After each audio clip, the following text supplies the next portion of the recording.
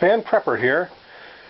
Today I'm going to be doing a list of the worst zombie films that I have ever seen. I don't want to say the worst of all time because I haven't seen them all, so who knows. But these are the worst zombie films I've seen. And as you can see here, to help me with this list are a few well shot up zombie targets. Before I get into the worst zombie films that I've ever seen, I wanted to add on to my video of the 5 best zombie movies I've ever seen, the best.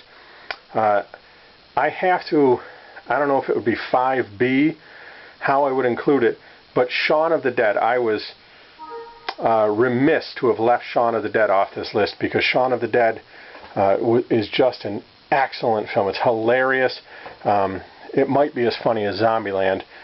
Shaun of the Dead, great movie, not made on a big budget, but just a lot of fun. I'm sure most of you guys have seen it, but if you hadn't, check out Shaun of the Dead. Really excellent film. On to my list of the worst zombie films I've ever seen. These are in no particular order. The first one I'll bring up is called Mutant Vampire Zombies in the Hood. It was made in 2008. It stars C. Thomas Howell. And I saw this movie on Netflix. It was terrible. I mean, you kind of knew what was coming when you see the title, Mutant Vampire Zombies in the Hood. It was awful. The next one I would bring up is a movie called Rise of the Zombies, also on Netflix. It was a 2012, I think it was made right for TV or maybe to go right to DVD. Looks like a TV movie though, starring Danny Trejo, who's been in about 1 million things, and if you're not familiar with his name, you definitely are familiar with his work. He's an aging Hispanic or Mexican actor who plays a lot of gang members, bikers, been in 1 million things. He was in the movie Predators. He was in the movie Bad, B-A-D-D-A, double crooked letter. I don't want to say the thing. I don't want to offend anybody. That was based loosely on the YouTube videos of the Epic Beard Man. He's just been in a ton of things. He was in the movies. He was one of the 2 bounty hunter brothers, with the other one being Diamond Dallas Page in the movie The Devil's Rejects. Just been in a lot of stuff. So Rise of the Zombies, it was horrible. The effects were awful. I mean, it was just a bad movie all around. Nothing good about that. Writing was bad. Everything was bad about it. The third movie, another made-for-TV movie, Zombie Apocalypse, made in 2011, starring Ving Rhames. Horrible. Horrible. About the only remotely entertaining thing about that movie is at the end they've got a zombie tiger or of some sort, and that's kind of funny, but just a bad movie, bad acting, badly written. Ving Rhames, how far you have fallen, my friend. The fourth one I'm going to bring up is not related to Zombie Apocalypse. The first one, I'm sure there is a first Zombie Apocalypse to this movie I'm about to say, but it is not the same Zombie Apocalypse with Ving Rhames.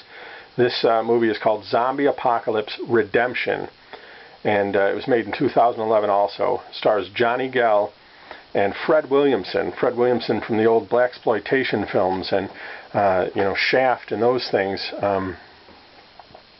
Actually, I don't know if Fred Williamson was in Shaft, but Fred Williamson has been in a ton of things, and I believe he was in I'm Gonna Get You, Sucker. I might be wrong about that, but I'm terrible. Fred Williamson, about the only good thing in this movie, and it's only because it's so sad because the guy's about 75. It looks like, trying to be a really badass. Excuse my French. In this film, just bad. It's bad all the way around. There's not a decent actor in this whole stack in this movie. It's awful. Number 5, movie looked like they spent about $5 on it. It's a movie called Flesh Eater. It was made in 1988, starring S. William Hinsman, and I think he might have been in the original Dawn of the Dead, because I sort of think I might have recognized him as the zombie in the early part of that film, right in the beginning in the cemetery. Holy cow, is this movie awful. I mean, I had to watch it over 3 separate sittings because I couldn't sit through it for more than about 30 minutes at a time. It was terrible, as every one of these is. And the last movie I'm going to mention, a movie called Oasis of the Zombies. It was made somewhere in the early 80s. This actually shows up on some people's best of list, best zombie films. I don't know how. There was nothing good about this movie. I couldn't even finish watching it. I tried it twice, and I never got through the whole movie. Just awful. Looked like they didn't spend $5. Looked like they spent 5 cents on this movie, and they just got guys from the neighborhood to act in it. It was terrible. There are a ton of bad zombie movies. I saw another horrible zombie movie on Netflix, but I could not recall the name. I mean, just bad. Looked like it was done by a couple of high school kids.